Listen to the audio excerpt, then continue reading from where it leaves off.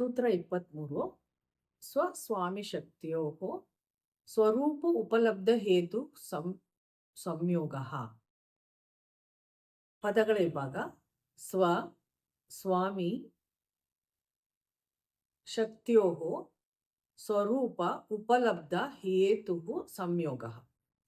ಸ್ವ ಎಂದರೆ ತಾನು, ಇಲ್ಲಿ ಜೀವಾತ್ಮ. ಸ್ವಾಮಿ ಎಂದರೆ ಒಡೆಯ, ಅಂದರೆ ಪರಮಾತ್ಮ.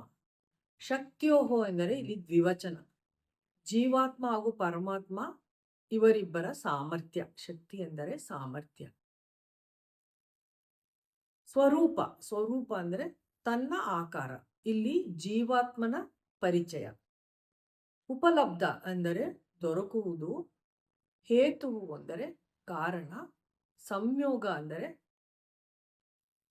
ಸಮ್ಯಕ್, ಚೆನ್ನಾಗಿ ಒಂದಾಗಿರುವುದು. ಭಾವಾರ್ಥ. ಸ್ವಾಮಿ ಎಂದರೆ ಇಲ್ಲಿ ಪರಮಾತ್ಮ, ಆತ್ಮತತ್ವ, ಸರ್ವಜ್ಞ, ಸರ್ವಶಕ್ತ, ಸರ್ವಕಾಲೀನ, ಸರ್ವವ್ಯಾಪಿ.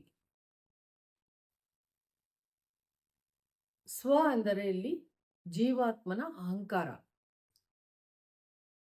ಅಹಂಕಾರದಿಂದ ಕೂಡಿರುವಂತಹ ಜೀವಾತ್ಮನ ಅಹಂಕಾರ ಹಾಗೂ ಪರಮಾತ್ಮನ ಸಾಮರ್ಥ್ಯಗಳನ್ನು ಕ್ರೋಢೀಕರಿಸಿಕೊಂಡು ಜೀವನ ಮಾಡುತ್ತಿರುತ್ತಾನೆ. ಇದರಿಂದ ಉಪಲಬ್ಧ, ಉಪಲಬ್ಧ ಅಂದರೆ ಮಜ್ಜಿಗೆಯಿಂದ ತೆಗೆದಂತಹ ಬೆಣ್ಣೆ, ಇದು ಆತ್ಮತತ್ವ. ಈ ಜಗತ್ತನ್ನದು ಆತ್ಮಕ್ಕೆ ವಿರೋಧವಾದಂಥದ್ದು, ವಿಷವರ್ತುಲದಿಂದ ಕೂಡಿದೆ. ಎಲ್ಲ ದುಃಖಗಳಿಗೆ ಹೇತು ಅಂದರೆ ಕಾರಣವಾಗಿದೆ. ಜಗತ್ತು ಮಿಥ್ಯ, ಆತ್ಮ ಸತ್ಯ. ಸೂತ್ರ 24 ತಸ್ಯ ಹೇತುರವಿದ್ಯ. ಪದಗಳ ವಿಭಾಗ. ತಸ್ಯ ಹೇತು ಅವಿದ್ಯ. ತಸ್ಯ ಎಂದರೆ ಇಲ್ಲಿ ಜಗತ್ತು. ಹೇತು ಅಂದರೆ ಕಾರಣ. ಅವಿದ್ಯೆ ಅಂದರೆ ತಪ್ಪಾದ ತಿಳುವಳಿಕೆ. ಭಾವಾರ್ಥ. ಅವಿದ್ಯೆಯ ಬಗ್ಗೆ ಸೂತ್ರ 5ರಲ್ಲಿ ಕೂಲಂಕುಷವಾಗಿ ವಿವರಿಸಲಾಗಿದೆ. ಈ ಜಗತ್ತು ಎನ್ನುವುದು ಮಿಥ್ಯೆ.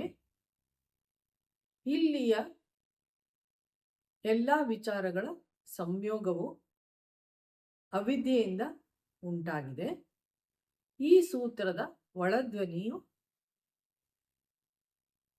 ಈ ಮಿಥ್ಯ ಜಗತ್ತಿಗೆ ಅವಿದ್ಯೆಯೇ ಕಾರಣ ಎಂದು ಹೇಳಲಾಗಿದೆ. ಸೂತ್ರ ಎಂದರೆ ಬೀಜ, ಅದರ ಉದ್ದೇಶ ವೃಕ್ಷ. ಅಂದರೆ ಇಲ್ಲಿ ಋತುಸತ್ಯ ಆತ್ಮತತ್ವದ ಬಗ್ಗೆ ಇಲ್ಲಿ ಅದರ ಉದ್ದೇಶವನ್ನು ಹೇಳಲಾಗಿದೆ.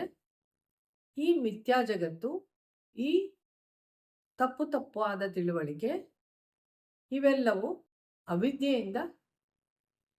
ಅವಿದ್ಯೆಯೇ ಕಾರಣ ಎಂದು ಈ ಸೂತ್ರದಲ್ಲಿ ಹೇಳಲಾಗಿದೆ.